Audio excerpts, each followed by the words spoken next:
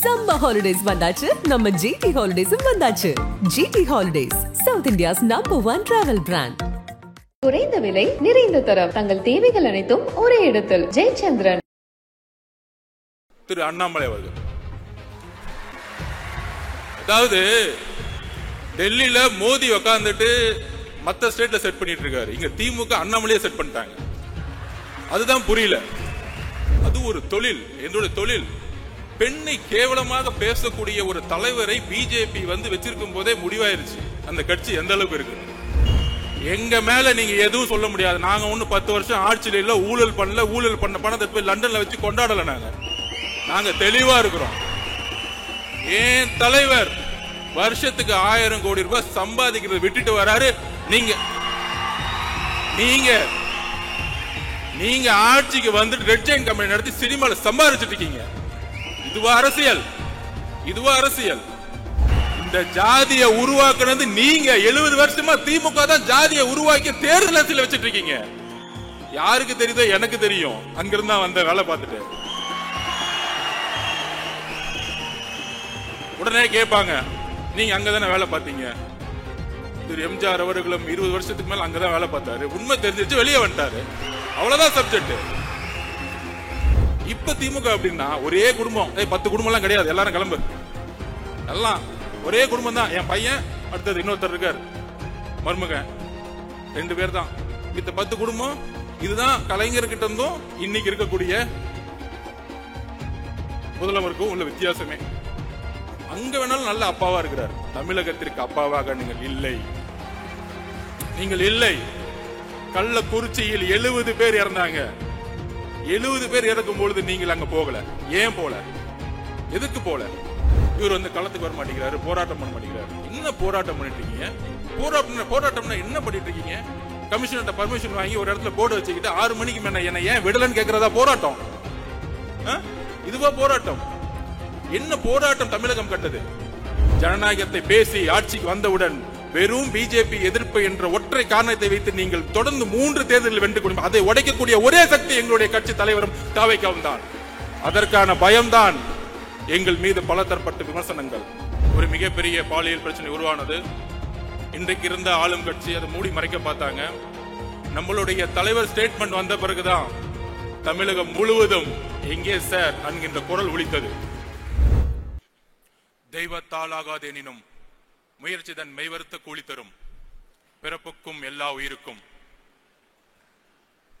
கொள்கை பரப்பு இணை செயலாளர் தாகிரா அவர்களே, மாநில உறுப்பினர் சேர்க்கை அணி செயலாளர் விஜயலட்சுமி அவர்களே, கொள்கை பரப்பு செயலாளர் ராஜ்மோகன் அவர்களே, தலைமை நிலை செயலாளர் திரு ராஜசேகர் அவர்களே, கழக துணை பொதுச் செயலாளர் திரு CTR நிர்மல்குமார் அவர்களே, கழக பொருளாளர் திரு P வெங்கட்ராமன் அவர்களே, கழக பொதுச் செயலாளர் திரு N ஆனந்த் அவர்களே,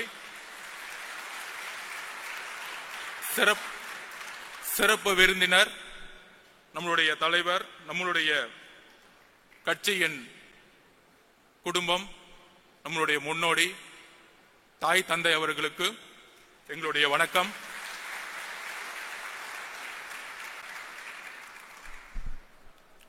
தோழர்களே, கட்சியினுடைய மாநில மாவட்ட நிர்வாகிகள் அனைவருக்கும் வணக்கம். தலைவர் அவர்கள் நம்ம நிறைய கோரிக்கைகளை நிறைவேற்றணும்.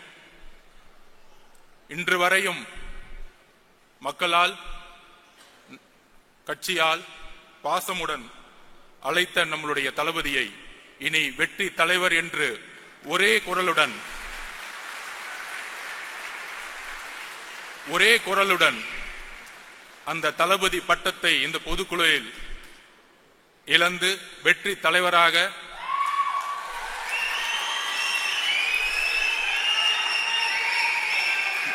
மற்றொரு தீர்மானமாக உங்கள் முன் நான் சமைக்கிறேன். ஆம் என்பவர்கள் கையை தூக்கலாம். ஆம். என்னுடைய தலைவர் அவர்களுக்கும்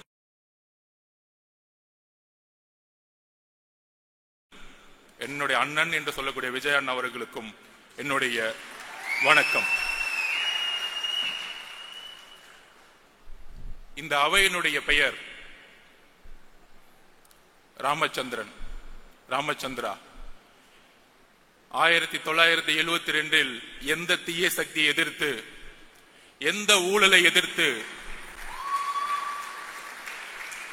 எந்த குடும்ப ஆட்சியை எதிர்த்து ஆரம்பித்தாரோ திரு ராமச்சந்திரன் அவர்கள், அவருடைய பெயரில் இருந்து நம்மளுடைய முதல் பொதுக்குழு உதயமாகிக் கொண்டிருக்கிறது.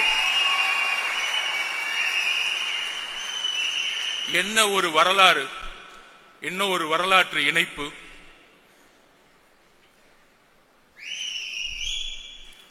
என்ன விமர்சனம் ஒர்க் அவுட் ஹோம் பண்றாங்க. கட்சியுடைய உட்கட்டமைப்பு எந்த அளவிற்கு இந்த 2 மாதங்களில் தலைவர் அவர்களுடைய மேற்பார்வையில், இங்க இருக்கக்கூடிய எல்லாருடைய மாநில நிர்வாகிகளுடைய பார்வையில் சுமார் 2,75,000 பொறுப்பாளர்களை நியமித்து, ஒவ்வொரு நியமமும் தலைவருடைய அனுமதியுடன் நியமித்து, 70,000 பூத் கமிட்டியில் 50,000 பூத் கமிட்டியுடைய வெரிபிகேஷனை முடித்து, ஒவ்வொரு நொடியும் கட்சியினுடைய உட்கட்டமைப்பில் தலைவர்களுடைய பங்கெடுப்பு அபரிமிதமானது. உட்கட்டமைப்போடு நாம் தேர்தல் போருக்கு தயாராகி கொண்டிருக்கிறோம். நீங்க சொல்ற மாதிரி ஒர்க் அவுட் ஹோம் இல்ல, உங்களெல்லாம் ரிட்டையர்மெண்ட் கொடுக்கறதுக்கு தான் ரெடி ஆயிட்டு இருக்கோம். உங்களுடைய 70 வருஷ அரசியல், உங்களுடைய ஒட்டுமொத்த மன்னராட்சி, குடும்ப ஆட்சி, 40 வருஷமா வேட்பாளர்னா இந்த அமைச்சர் பெரிய ஆளு, இந்த அமைச்சர் நிறைய செல்வாக்கு, நிறைய காசு வச்சிருக்கார், இந்த ஊழல் அரசியல் அமைச்சர்களையும் ஊழல் குடும்பத்தையும் தூக்கி எறிவதற்காக கட்சியுடைய உட்கட்டமைப்பை அமைதியாக பொறுமையாக உருவாக்கி கொண்டிருக்கிறார். கூடிய விரைவில் பொதுச் செயலாளர் அவர்கள் அறிவிப்பார்கள். கட்சியுடைய உட்டமைப்பு தமிழகமே எதிர்பார்க்கக்கூடிய ஒரு மிகப்பெரிய அதிர்வலையை உருவாக்கக்கூடிய ஒரு மாநாடை நடக்கும் பொழுது கட்சியுடைய உட்கமைப்பு எந்த அளவிற்கு 70 வருட கட்சிகளுக்கு நாம் ஒரு பெரிய சேலஞ்சா இருக்க போறோங்கிறத பதிவு செய்ய கடமைப்பட்டிருக்கிறோம். இதுக்கு நடுவில் எப்ப நம்மளுடைய போராட்டம் தொடர்ந்தாலும் மாநில அரசுடைய ஜனநாயகத்துக்கு எதிரான போராட்டமாக இருந்தாலும், ஒன்றிய அரசினுடைய தமிழர்களுக்கு எதிரான கொள்கைகளாக இருந்தாலும் போராடும் பொழுது ஒரு நெரேட்டிவை செட் பண்ணிட்டு இருக்காங்க. ஒரு கருத்தை உருவாக்கிட்டே இருப்பாங்க. அதை நான் இங்க பதிவு பண்ண நினைக்கிறேன். அண்ணா யூனிவர்சிட்டியில ஒரு மிகப்பெரிய பாலியல் பிரச்சனை உருவானது. இன்றைக்கு இருந்த ஆளும் கட்சி அதை மூடி மறைக்க பார்த்தாங்க. நம்மளுடைய தலைவர் ஸ்டேட்மெண்ட் வந்த பிறகுதான் தமிழகம் முழுவதும் எங்கே சார் என்கின்ற குரல் ஒலித்தது. ஒவ்வொரு பிரச்சனைக்கும் ஒவ்வொரு வினாடியும் குரல் கொடுக்கக்கூடிய இயக்கம். அப்படி குரல் கொடுத்துட்டு நம்மளுடைய ஒரே குறிக்கோள், நம்மளுடைய மாநாட்டில் தலைவர் அவர்களும் ஒட்டுமொத்த கட்சியும் ஒரு அஜெண்டாவை பிக்ஸ் பண்ணார். நம்மளுடைய ஒரே அரசியல் எதிரி திமுக, ஊழல், குடும்ப ஆட்சி, அதோடு சேர்ந்து கொள்கை எதிரி பிஜேபி, தமிழர்களுக்கு எதிரான கொள்கைகளை உருவாக்கக்கூடிய அரசை நாம் எப்பொழுதும் எதிர்ப்போம். இந்த டைரக்ஷன்ல நம்ம கரெக்டா போயிட்டு இருக்கும் பொழுது, இந்த புலி அமைதியா தூங்கிட்டு இருக்கும்போது திடீர்னு ஒரு ஆடு என்ன பார்க்க மாட்டீங்களா, என்னையும் பார்க்க மாட்டீங்களா அப்படின்னு என்ன நெரேட்டிவ் செட் பண்றாங்கன்னா, திமுக கூட்டணிய உருவாக்கிட்டோம், எதிர்கட்சிகளை எப்படி செட் பண்றது, எவ்வளவு பெரிய நெரேட்டிவ் தெரியுங்களா? இதுதான் மத்தியில் ஆளும் பிஜேபி செஞ்சுட்டு இருக்கு மற்ற மாநிலங்கள்ல. ஆனா இங்க எப்படி செய்யறாங்கன்னா, அதாவது போன 2ஆம் ஆண்டுக்கு பிரசாந்த் கிஷோர் வந்தார். ஒரு நண்பரா ஒரு ஆலோசனை சொல்லலாம். ஏன் வந்தாரு? எதிர்காலத்தில் முதலமைச்சராக கூடிய எல்லா தகுதியும் நம்மளுடைய தலைவருக்கு இருக்கு. தமிழக வெற்றி கழகம் ஆட்சியை அமைக்கக்கூடிய வலு இருக்கு. இளைஞர்களோட செல்வாக்கு, பெண்களோட செல்வாக்கு, ஒட்டுமொத்த தமிழ்நாடோட செல்வாக்கு இருக்குங்கிற ஒரு ஸ்ட்ராட்டஜிக் வியூல இங்க வராரு. அவருடைய பதிவு பண்றாரு, பேட்டி கொடுக்கிறாரு. மக்களை அவரு முழுமையாக 24 மணி நேரம் சந்திப்பதற்கு முன்பாகவே 20% செஞ்சுக்கிறாங்க. மக்களை சந்திக்கும் பொழுது அப்ப அவருடைய ஒரே ஒரு கடமை, அந்த கடமை இன்னும் சில நாட்களில் முடிவற்று ஒவ்வொரு நொடியும் மக்களை நோக்கி என்னுடைய தலைவரும் இங்க கட்சியில் இருக்கக்கூடிய ஒவ்வொரு பொறுப்பாளர்களும் வரும்பொழுது மக்களுடைய உண்மையான பிரச்சனைகளை சொல்லக்கூடிய ஒரே தலைவராக கட்சியாக தமிழகத்தில் இருக்கும். இப்படி நம்மளுடைய பயணம் போயிட்டு இருக்கும் பொழுது நம்ம ஏதோ பிரசாந்த் கிஷோர் அவர்கள் கூட்டிட்டு வந்தவொடனே ஒரு பெரிய டிஎம்கே வந்து நமக்கு எதிராக வந்து ஒரு கட்டமைப்பு உருவாக்குனாங்க, பீகார் ஹிந்தின்னு. இப்ப திமுக என்ன பண்ணிருக்காங்கன்னா, ஒரு பெரிய நிறுவனம் இருக்கு பெண்ணுன்னு சொல்லிட்டு தன்னுடைய மருமகனை வச்சு நடத்திட்டு இருக்காங்க. அதோட சேர்ந்த ஐபேக் அப்படி ஒரு நிறுவனத்தோட சைன் போட்டிருக்காங்க. ரிஷி அவர்கள் யூபில இருந்து வந்தவர், முழுக்க பிஜேபிக்காக ஒர்க் பண்ணவர். அதுக்கப்புறம் ராபின் சர்மா மகாராஷ்டிரால காங்கிரஸுக்கு எதிராக ஒர்க் பண்ணவர். அதுக்கப்புறம் திரு சுனில் அவர்கள். ஏன்னா இவங்க பேர்லாம் ஏன் சொல்றேன்னா, பிகேவை பத்தி என்னெல்லாம் பேசினாங்களோ இந்த மீடியால பதில் கொடுக்கணும்ல, எங்களுக்கும் அரசியல் தெரியும்ல. 70 வருஷம் கட்சியை நடத்துறவங்க 3 ஸ்ட்ராட்டஜிஸ் அக்ரிமெண்ட் போட்டு என்ன செட் பண்ணிட்டு இருக்காங்கன்னா, எதிர்கட்சிகள் எப்படிலாம் உடைக்கணும், எதிர்கட்சியில் இருக்கிற தலைவர்கள் சுத்தி இருக்க எல்லா தலைவர்களும் எப்படி விலைக்கு வாங்கணும், அப்புறம் எப்படி தமிழக வெற்றி கழகத்தை எதிர்த்து நம்மளுடைய குரலை உடைக்கணும், பல பொய் பிரச்சாரங்களை எப்படி உருவாக்கணும். நமக்குள்ள பல பொய் பிரச்சாரங்களா இருக்கும், நிறைய பொய் பிரச்சாரங்களை உருவாக்குவாங்க. அப்படி செட் பண்ணப்பட்டவர் தான் திரு அண்ணாமலை அவர்கள். அதாவது டெல்லியில மோடி உட்கார்ந்துட்டு மற்ற ஸ்டேட்ல செட் பண்ணிட்டு இருக்காரு, இங்க திமுக அண்ணாமலையே செட் பண்ணிட்டாங்க. அதுதான் புரியல. நல்லா பாருங்க எப்படி டைவர்ட் பண்ணுவாருன்னு பாருங்க.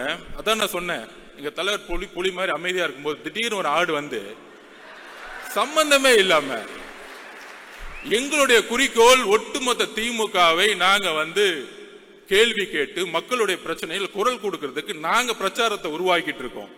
சம்பந்தமே இல்லாம வந்து எங்க தலைவரை பார்த்து, அது ஒரு தொழில், என்னுடைய தொழில், பெண்ணை கேவலமாக பேசக்கூடிய ஒரு தலைவரை பிஜேபி வந்து வச்சிருக்கும் போதே முடிவாயிருச்சு அந்த கட்சி எந்த அளவுக்கு இருக்கு. அக்கா தமிழிசை சவுந்தரராஜன், வானதி அக்காக்கெல்லாம் தெரியும் இந்த தலைவரை பத்தி.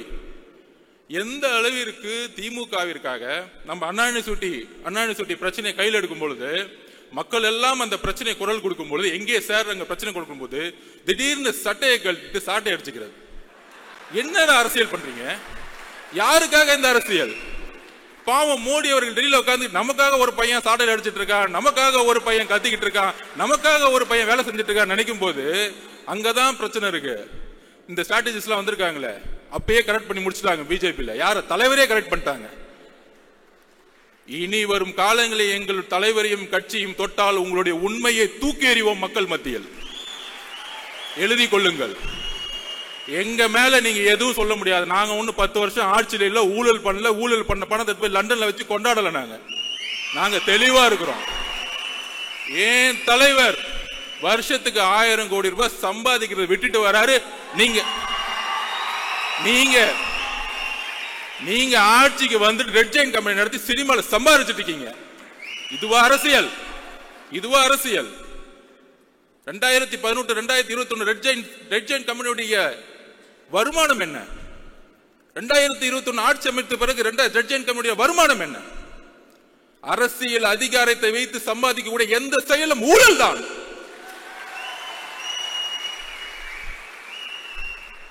நியாயமாக ஒரு நாள் ஷூட்டிங்க்கு கிட்டத்தட்ட 1000 பேர் வந்து ஒர்க் பண்ணிட்டு 15 மணி நேரம் 12 மணி நேரம் ஒரு நடிகைகள் வேலை செய்து மக்களுக்காக இருக்கக்கூடிய ஒரு ப்ரொஃபஷனல், அந்த ப்ரொஃபஷனலை இழிவுபடுத்தி எம்ஜிஆர் அவர்களை எந்த அளவுக்கு நீங்க 72 to 72 நீங்கள் வந்து இழிவு செய்தீர்களோ அதனாலதான் நீங்க எம்ஜிஆர் இறக்க முறையும் நீங்க வீட்டுல உட்கார்ந்துட்டு இருந்தீங்க, நீங்க ஒர்க் அவுட் ஹோம்ல உட்கார்ந்துட்டு இருந்தீங்க. 2 மாசம் பொறுமையா உட்கார்ந்து கட்சியோட உட்கட்டமைப்பை உருவாக்கிட்டு இருக்காரு. எதற்காக? ரிட்டையர்மெண்ட் கொடுக்கறதுக்காக. உங்களுடைய ஒட்டுமொத்த அமைச்சரவையும் ரிட்டையர்மெண்ட்டுக்கு ரெடி ஆயிக்கோங்க. போதும், உங்களுடைய அரசியல் போதும்.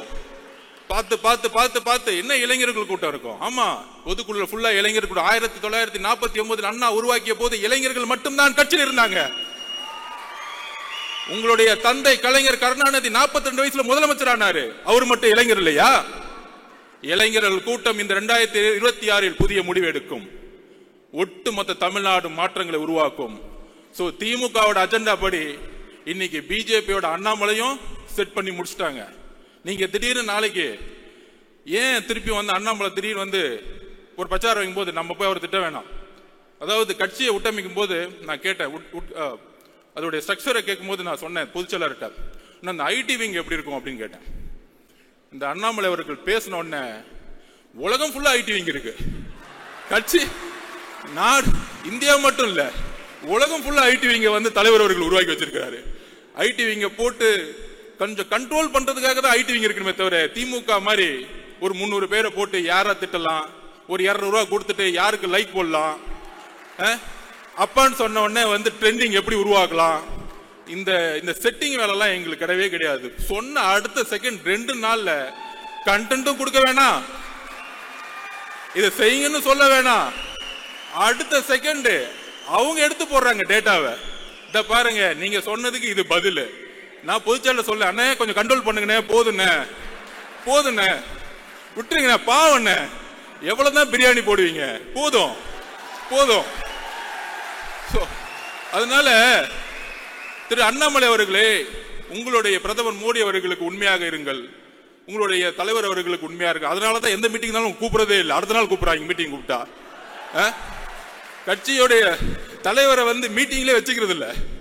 சோ உங்க கட்சிக்கு பூத் கமிட்டி மீட்டிங்ல இல்ல, அதுக்குள்ள ஏன் கட்சியை பார்த்து ஏன் தலைவரை பார்த்து என்ன ஒரு பெண்களை நோக்கிய விமர்சனம் எழுதி வைத்துக் கொள்ளுங்கள். பெண்களை நோக்கிய விமர்சனம் தூக்கி எறியப்படுவார்கள் தமிழக அரசியலில், எழுதி வைத்துக் கொள்ளுங்கள். இதுதான் லாஸ்டா உங்களுக்கு, இதுதான் பதில் எங்களுடைய தோழர்கள். ஏன்னா எங்களுடைய குறிக்கோள் ஆல்ரெடி தலைவர் பிக்ஸ் பண்ணிட்டாரு, திமுக மத்தியில் ஆளும் பிஜேபி. எங்களுடைய குறிக்கோள் ரொம்ப ஸ்ட்ரைட்டா இருக்கு. சும்மா திடீர்னு திமுக செட் பண்ணி தாவேக்கள் குழப்பம், ஜாதி பிரச்சனை, இங்க எங்கப்பா ஜாதி இருக்கு? எங்களுக்குள்ள ஒரு ஜாதியும் கிடையாது. இந்த ஜாதியை உருவாக்குனது நீங்க. 70 வருஷமா திமுக தான் ஜாதியை உருவாக்கி தேர்தல் அரசியல் வச்சிட்டு இருக்கீங்க. யாருக்கு தெரியுதோ? எனக்கு தெரியும், அங்கிருந்தா வந்த வேலை பார்த்துட்டு. உடனே கேட்பாங்க, நீங்க அங்கதானே வேலை பார்த்தீங்க? திரு எம்ஜிஆர் அவர்களும் 20 வருஷத்துக்கு மேல அங்கதான் வேலை பார்த்தாரு, உண்மை தெரிஞ்சிச்சு வெளியே வந்துட்டாரு, அவ்வளவுதான் சப்ஜெக்ட். எம்ஜிஆர் நடிச்சிருந்தா உட்காந்து கான்ட்ராக்ட் வாங்கிட்டு சம்பாதிச்சிட்டு இருக்கலாமே, ஏன் வெளியே வந்தாரு? அண்ணாவுடைய குறிக்கோளை நிறைவேற்ற முடியல, வெளியே வந்தாரு. ஜெயிச்ச பிறகு அண்ணாவோட குறிக்கோளை நிறைவேற்றினாரு. இன்றைக்கு அண்ணாவுடைய குறிக்கோளையும் பெரியார் அவர்களுடைய குறிக்கோளையும் நிறைவேற்றக்கூடிய ஒரே தலைவர் எங்களுடைய தலைவர், ஒரே கட்சி தமிழக வெற்றியோட கழகம்.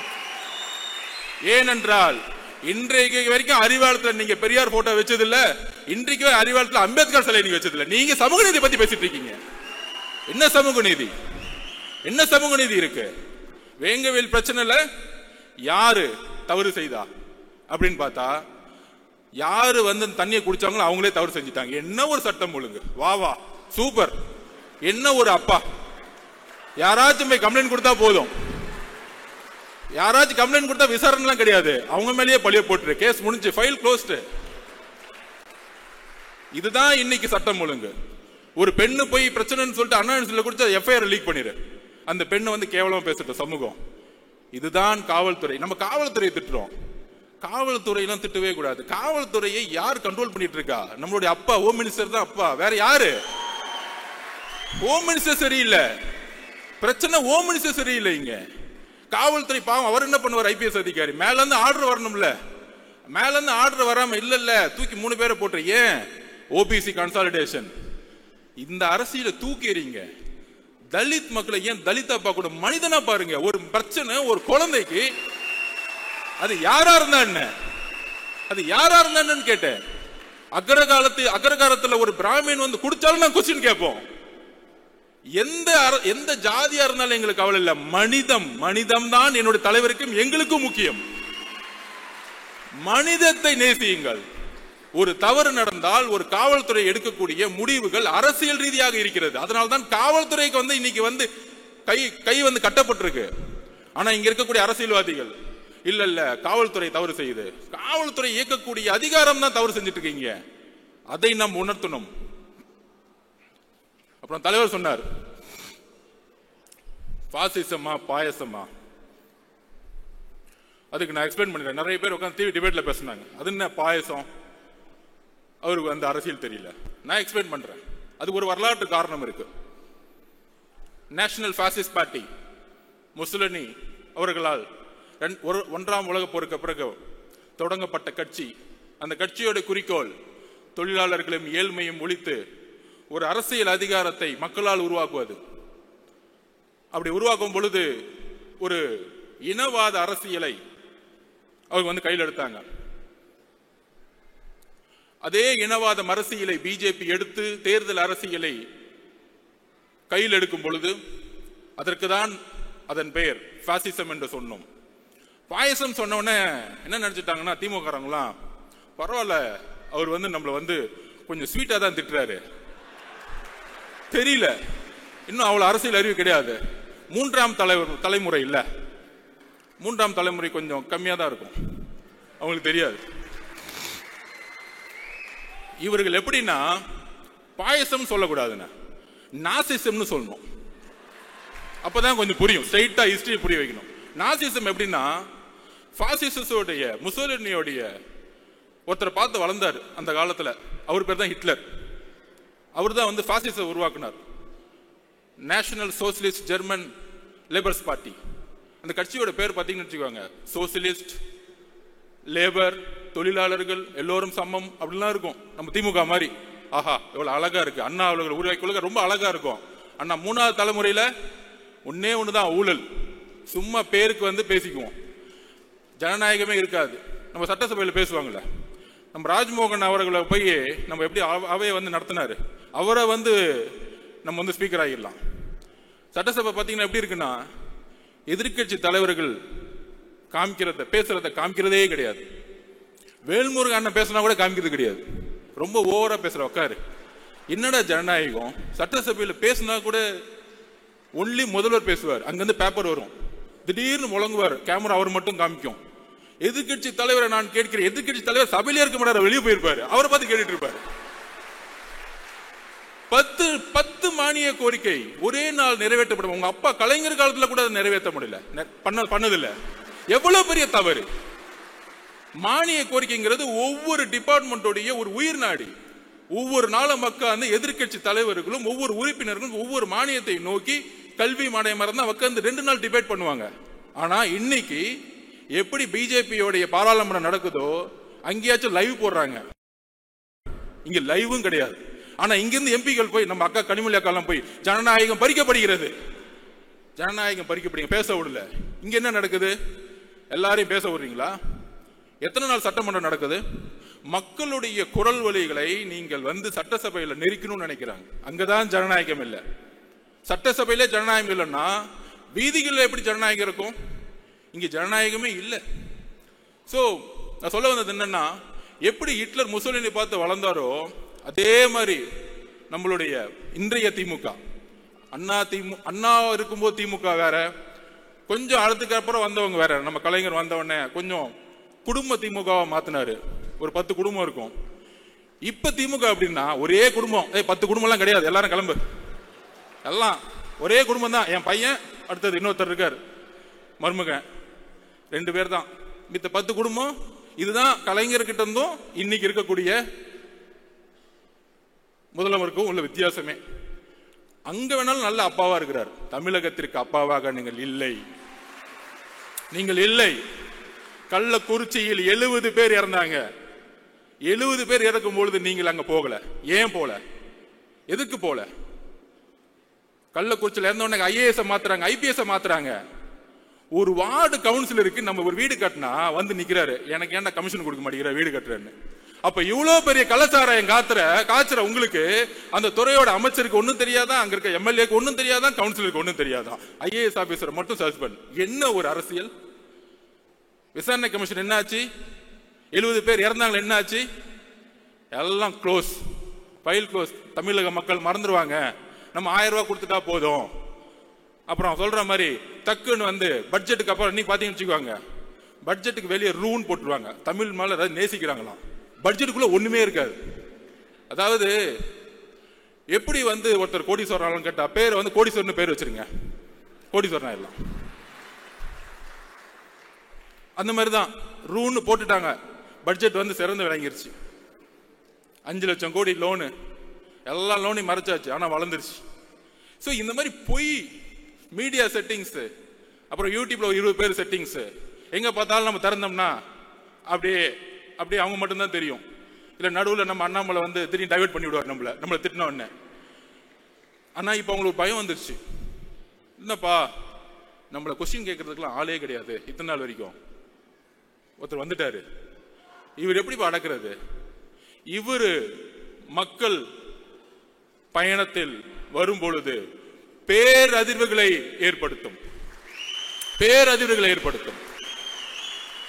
அவர் கேட்கக்கூடிய ஒவ்வொரு கேள்வியும் மக்கள் மனசில் இருக்கக்கூடிய கேள்வி கேட்கக்கூடிய சிந்தனைகளா மாறும். இதை தான் பயப்படுறோம். அதனாலதான் தமிழக வெற்றி கழகத்தின் மீது கடுமையான எதிர்ப்புகளும், ஆளுங்கட்சி, எதிர்கட்சி, ஒன்றிய கட்சி, எல்லா கட்சி எதிரி. நீங்க யார் கூட சேர்ந்தாலும் சரி, சிங்கிளா மெஜாரிட்டியோட எங்களால ஜெயிக்க முடியும். அதுக்கு சொல்லுவாங்க நிறைய அரசியல் புலிகள், தரவுகள் பாத்தீங்கன்னா, இல்ல இவ்வளவு பர்சன்டேஜ் தான் இருக்கு, எவ்வளவு பர்சன்டேஜ் தான் இருக்கு அப்படிலாம் செட் பண்ணிட்டு டிஎம்கேக்கு ஃபேவரா வந்து எல்லாம் கிளீனா பேசிட்டு இருப்பாங்க. எந்த அளவுக்கு வந்து நடிப்புனா, கெட் அவுட் மோடின்னு ஒரு பிரச்சாரத்தை உருவாக்குவாங்க திமுக.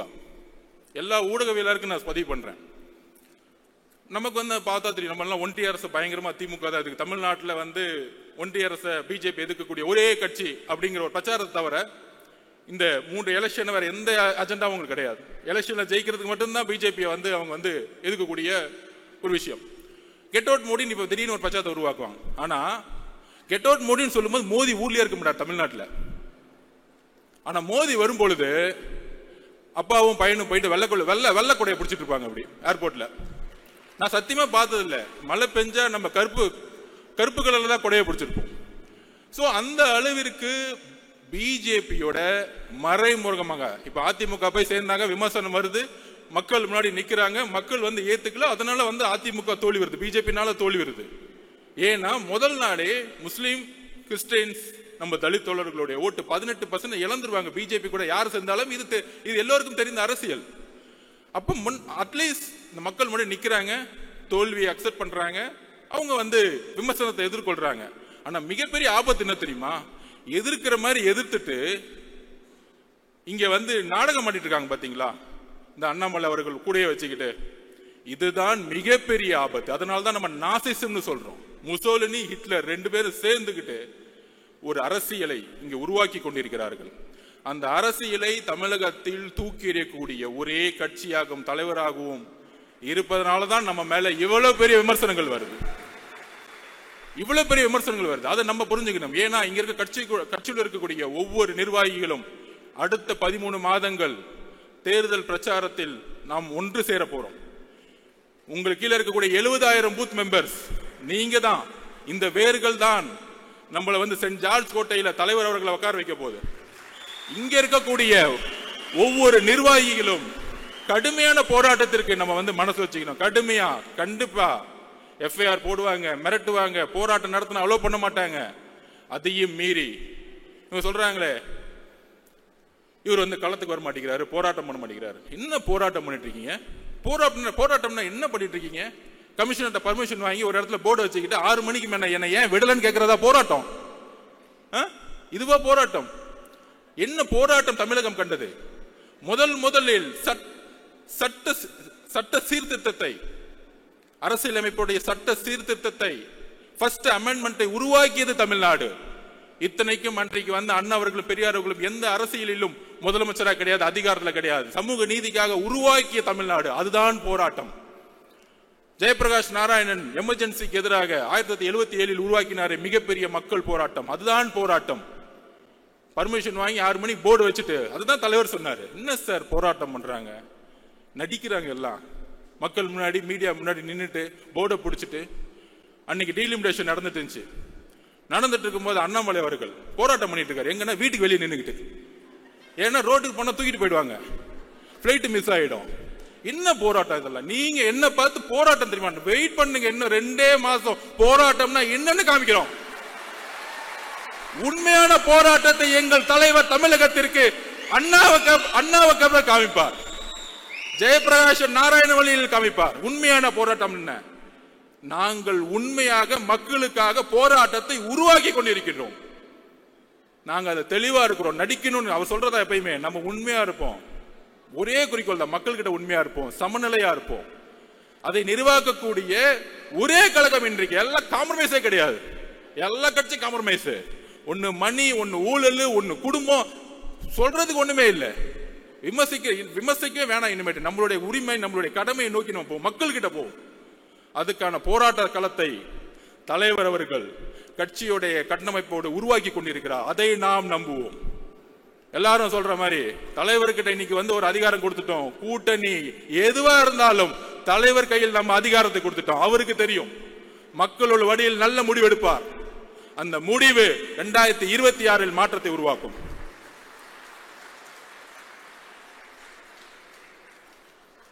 நான் ஏன் பிஜேபியும் டிஎம்கேவும் ஒன்னு சொல்றேன்னா,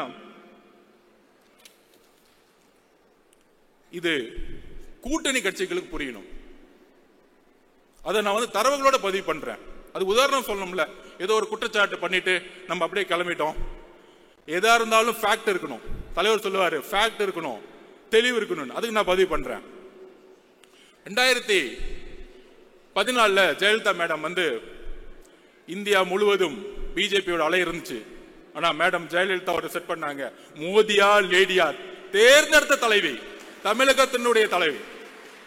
அதோடைய நெரேட்டிவ் தான் 19 திமுக கையில் எடுத்தாங்க. மதவாதத்திற்கு எதிரான அரசியல் அதை கையில் எடுத்தாங்க. கடுமையான ஒரு பிரச்சாரம் மூலம் மிகப்பெரிய வெற்றி.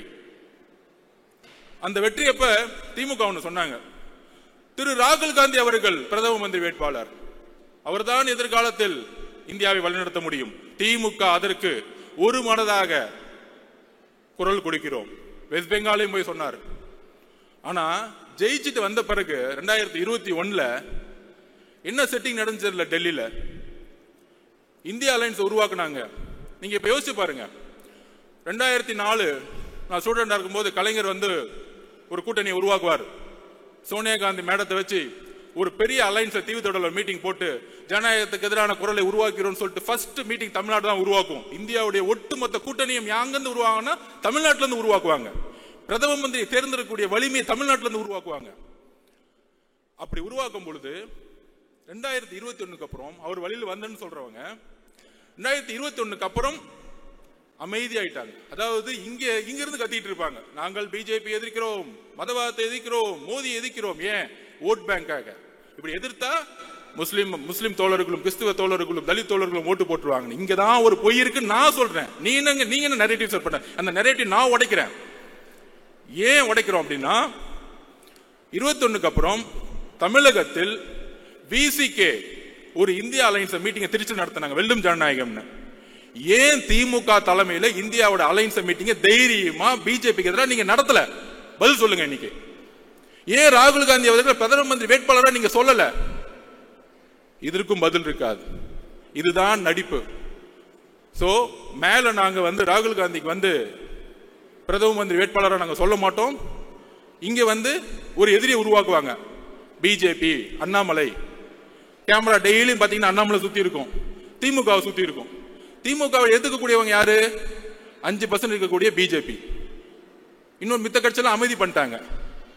அக்கா சொல்றாங்க 4% மேல தாண்டாது அப்படின்னு. சோ அக்கா சொல்றதை கேட்டுக்கலாம். அப்ப டெய்லி மீடியால என்ன தெரியும்? இவர் கத்துவாரு, இவங்க பதில் கொடுப்பாங்க. திடீர்னு இருமொழிகள். அண்ணா சொன்னார் ஒரே தட்டி, தமிழகத்தில் இருமொழி கொள்கை எப்பொழுதும் இருக்கும். அதுவரை நான் ஆட்சி செய்து கொண்டிருக்கிறேன். இதை நீங்க காப்பாத்தல. அண்ணா உருவாக்கிட்டாரு. டீலிமிட்டேஷன் புரோகிராம் கொண்டு வருவாங்க. உடனே பிஜேபி ஏத்து நிற்கும். ஆமான்னு சொல்ல இவங்க நிற்கும். இந்த அரசியலை நம்ம கண்ணு முன்னாடி மீடியா செட்டிங்கோட பார்க்கவே வச்சுட்டு இருக்காங்க. அப்ப என்ன நினைப்போம்? ஓகே, மதவாதத்தை எதிர்க்கிறதுக்கு இன்னைக்கு திமுக மட்டும்தான் இருக்கு. சோ மதவாதத்தை எதிர்க்கக்கூடிய கூட்டணி கட்சிகள் இன்றைக்கு இருக்கக்கூடிய திமுக செய்யக்கூடிய ஊழல், அமைச்சர்கள் செய்யக்கூடிய ஊழல், குடும்பம் செய்யக்கூடிய ஊழல், பாலிசியோடைய ஃபெயிலியர்ஸ், தலித் மக்களுடைய எதிர்ப்பு, ஜாதி அரசியல், இதெல்லாம் ஓரமா வச்சுக்கிட்டு டெய்லியும் மீட்டிங்ல மதவாத அரசியலை நாங்கள் மதவாத அரசியல் தமிழகத்தில் நம்ம தூக்கி எறிஞ்சிட்டோம். 4 எலெக்ஷன் தோத்துட்டாங்க.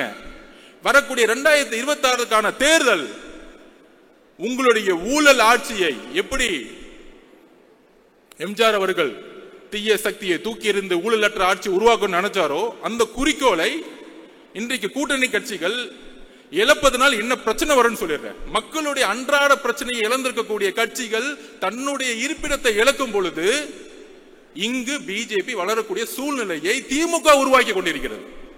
அது ஒரே ஒரு உதாரணம் சொல்லிடுறேன். திரு வைகோ அவர்கள் சிறந்த பேச்சாளர், தமிழ் தேசியத்துக்காக மிகப்பெரிய பேசுவார். ஆனால் கூட்டணி கட்சியை எப்படி ஹேண்டில் பண்ணாங்க? 2021 நம்ம தலைவர் சொன்னாரு, அதிகார பகிர்வு. ஏன்? எல்லோரும் சமமாக நினைக்கக்கூடிய சிந்தனை இருப்பதனால் அதிகார பகிர்வுன்னு சொன்னாரு. வேற எதுவும் கிடையாது. நம்ம கூட வரவங்க எல்லாருக்கும் அதிகாரம் கொடுக்கணும். அதிகாரம் கொடுக்கும் பொழுது அந்த அதிகாரம் பரவலாக்கும் பொழுது மக்களுடைய முன்னேற்றம் இருக்கும். திரு வைகோ அவர்களை எப்படி காலி பண்ணாங்க தெரியுமா? 6 தொகுதி கொடுத்துட்டு டிஎம்கே சிம்பிள் நிக்க வச்சுட்டாங்க. இன்னைக்கு வைகோ அவர்களுக்கு சட்டசபையில மெம்பர்ஸே கிடையாது. கடைசியில் அவருடைய மகன் ஒரு அமைச்சர் முன்னாடி கண் கலங்கி அழுகுறார், நான் சொந்த சிம்பிள் தான் நிப்பேன் அப்படின்னு. இதுதான் உங்களுடைய கூட்டணியுடைய அடக்குமுறை. இதுதான் சர்வாதிகாரம். இதுதான் நாசிசம். இதுதான் ஹிட்லர்.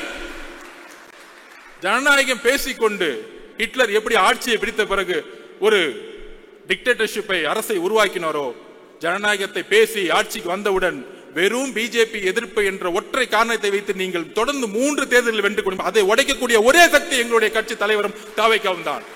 அதற்கான பயம்தான் எங்கள் மீது பல தரப்பட்ட விமர்சனங்கள். அந்த நாடகத்தன்மையோட நான் ஒரு கொஸ்டின் கேட்கிறேன் கூட்டணி கட்சிகளுக்கு. தமிழகத்திலுடைய பிரச்சனைகளை ஏன் குரல் கொடுக்க கூட்டணி கட்சிகள் இன்று அமைதியாக இருக்கிறது?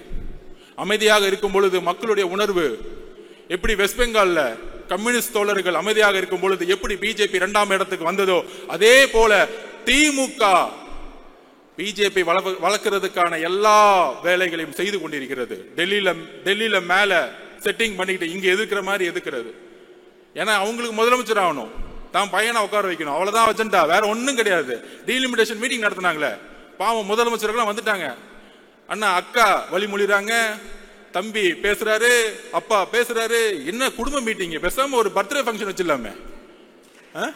டீலிமிட்டேஷன் மீட்டிங்கா இல்ல பிறந்த நாள் விழாவாது? சோ அந்த அளவிற்கு அரசியலை எந்த அளவிற்கு மக்கள் முன்னாடியும் தன்னுடைய மீடியாவுடைய பலத்தினாலும் நாங்கள் தான் ஒரு டிக்டேட்டர்ஷிப், நாங்கள் தான் ஜனநாயகவாதி சொல்லக்கூடிய ஒரு போலி ஜனநாயகவாதிகள், தன்னுடைய ஊழலை மறைப்பதற்கான போலி ஜனநாயகவாதிகள். எப்படி நான் காங்கிரஸை பார்த்து கேட்டணும், ஏன் 2024 ராகுல் காந்தி அவர்களை பிரதம மந்திரியாக நீங்கள் முன்னிலைப்படுத்தவில்லை? தமிழக காங்கிரஸ் தொண்டர்கள் இதை யோசிக்க வேண்டும். மேல இருக்கிற 1-2 பேரை செட் பண்ணிட்டு அதுவல்ல காங்கிரஸ். தமிழக காங்கிரஸ் தொண்டர்களுடைய உணர்வு காமராஜ் ஆட்சியை உருவாக்க வேண்டும். இதை ஏன் செய்யவில்லை?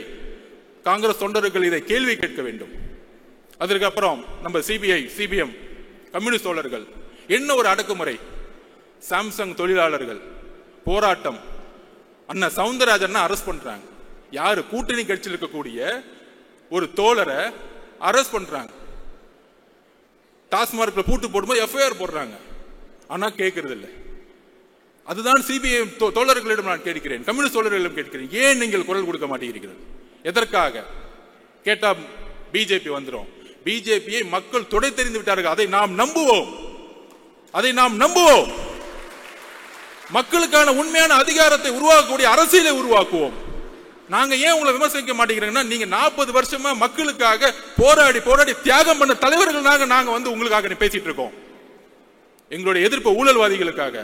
இதுக்காக கூட்டணிக்காக அர்ஜுன் பேசுறாரு. நோ, பிஜேபி உள்ள விடாம இருக்கணும்னா விசிகே இருக்கணும், கம்யூனிஸ்ட் இருக்கணும், காங்கிரஸ் இருக்கணும். நாங்கள் உண்மையாக முழக்கமிடுகிறோம். அரஸ்ட் பண்ணிட்டு ஜனநாயகத்தை குரலை உடைச்சிட்டு அதுல அமைச்சரை மீட்டிங்ல அமைச்சர் பேசுறாரு. தஞ்சாவூர்ல தான் இருக்கிறார் இண்டஸ்ட்ரி. அவர் ஒரு பண்ணையாரு.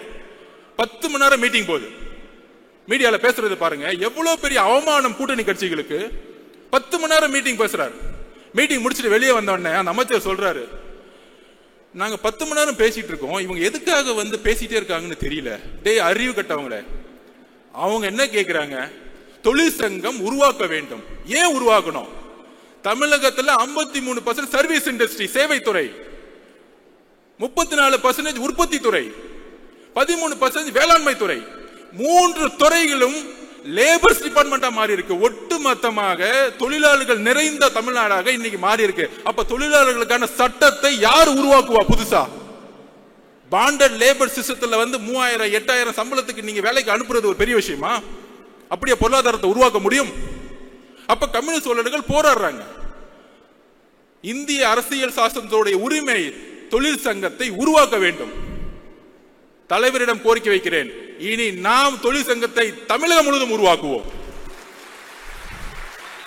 உங்களுடைய பெயருக்காக, நம்மளுடைய கட்சிக்காக தொழிற்சங்கத்தை மிகப்பெரிய உருவாக்குவோம். அந்த தொழிலாளர்களுக்காக போராடக்கூடிய ஒரே இயக்கம் தமிழக வெற்றி கழகமாக மாறும் கூடிய விரைவில்.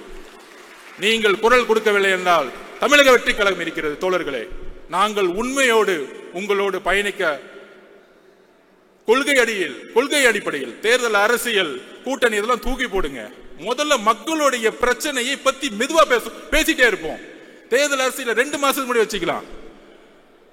அந்த பிரச்சனையை பேசக்கூடிய தலைவரையும் மக்களையும் தான் மக்கள் தேர்ந்தெடுப்பார்கள். எழுதி வைத்துக் கொள்ளுங்கள். சம்மர் ஹாலிடேஸ் வந்தாச்சு, நம்ம ஜிடி ஹாலிடேஸும் வந்தாச்சு. GT holidays, South India's #1 travel brand. குறைந்த விலை, நிறைந்த தரம், தங்கள் தேவைகள் அனைத்தும் ஒரே இடத்தில். ஜெயச்சந்திரன்.